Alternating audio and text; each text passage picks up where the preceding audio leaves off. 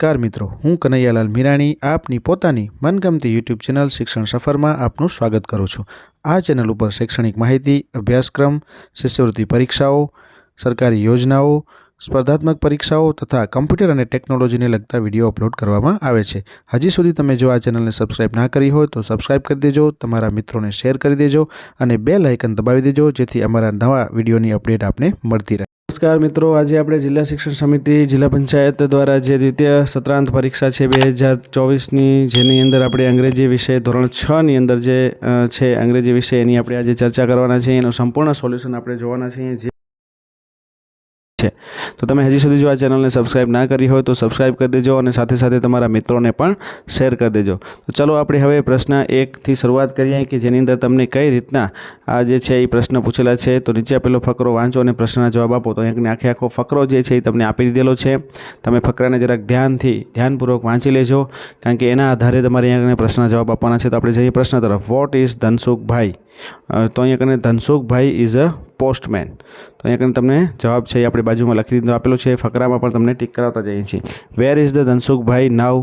तो धनसुख भाई is at the post office. तो अहींया कने तमने आपेलुं छे कि पोस्ट ऑफिस में छे। जो अहींया कने तमे जोई शको छो।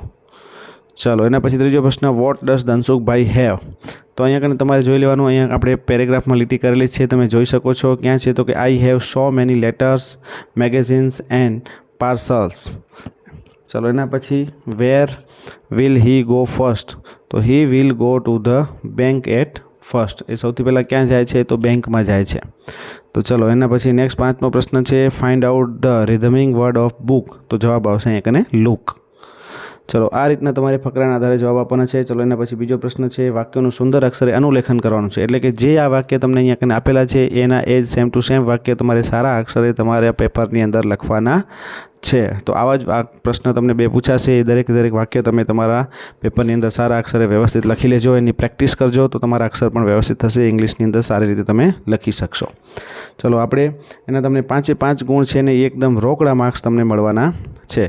चलो आपणे अहींया कने वात कर लईए हवे त्रीजा प्रश्ननी कि वाक्य वांचो और कौंसमां आपेला शब्दोमांथी योग्य विकल्प पसंद करीने जवाब आपो।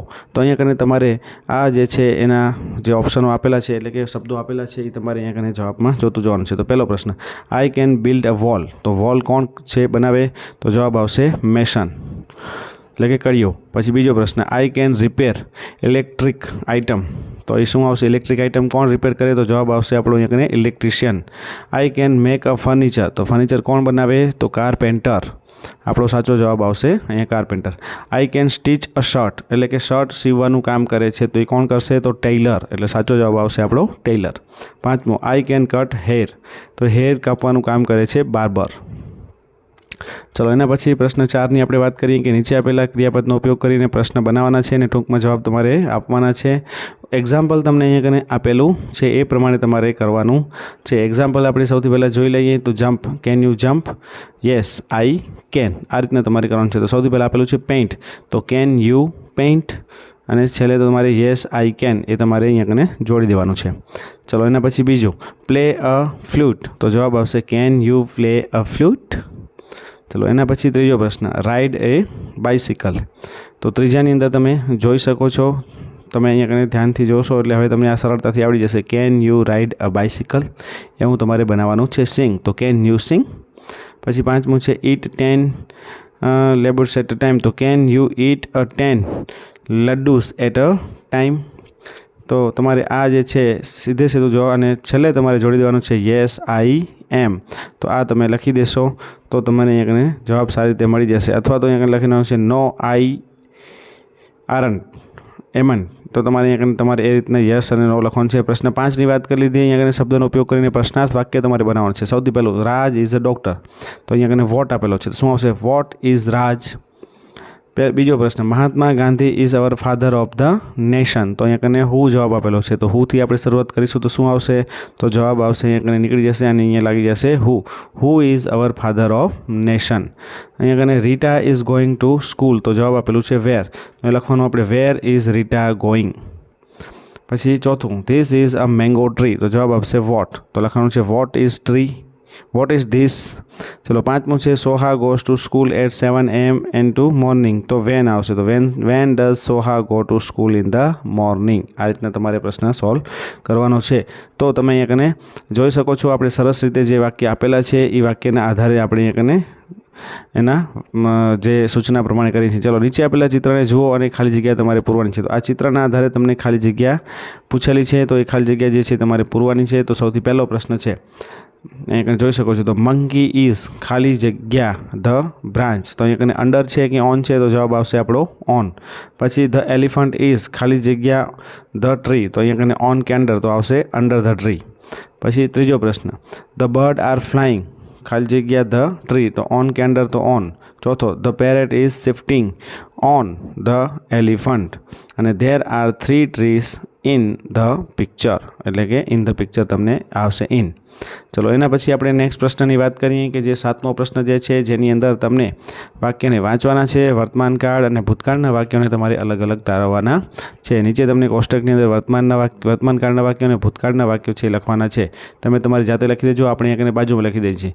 Today is Sunday. ઇઝ છે એટલે વર્તમાન કાળ, એટલે કે અહીંયા આવશે પહેલામાં. Last Sunday we visited at zoo. તો એ આવશે ભૂતકાળ.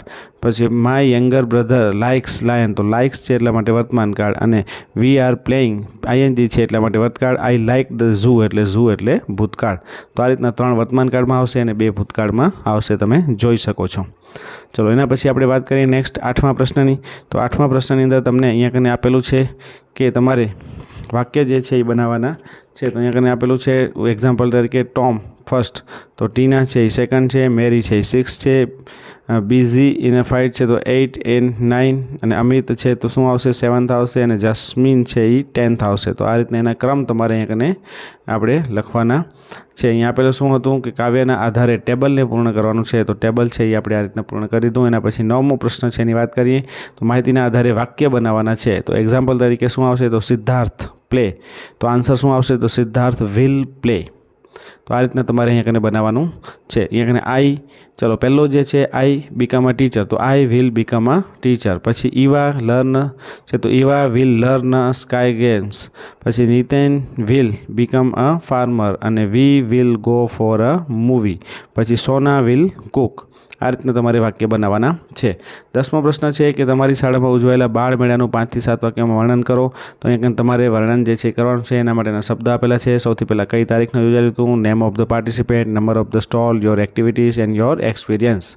આ રીતના તમારે એના લખવાના છે. 11મો પ્રશ્ન છે નીચે આપેલા વિષય ઉપર તમારે 5 વાક્ય લખવાના છે. એમાં લાયન એટલે કે એનું ચિત્ર પણ તમને અહીંયા આપેલું છે. લાયન ઉપર તમારે 5 વાક્ય એના વિશે તમારે લખવાના છે. તો આ તમે સરળતાથી લખી શકશો અને તમે અહીંયા જોઈ શકશો કે તમે લાયન જે છે કેવો દેખાય છે. એના આધારે પણ તમે અહીંયા સરળતાથી એનું સોલ્યુશન છે લખી શકો છો. તો અહીંયા આપણે સંપૂર્ણ સોલ્યુશન આપણું પૂર્ણ કરીએ છીએ. તમે જોઈ લેજો. જ્યાં જ્યાં જરૂર પડે તે વિડીયોને સ્ટોપ કરી લેજો. ચલો આ રીતના આપણે અહીંયા આપણું પ્રશ્ન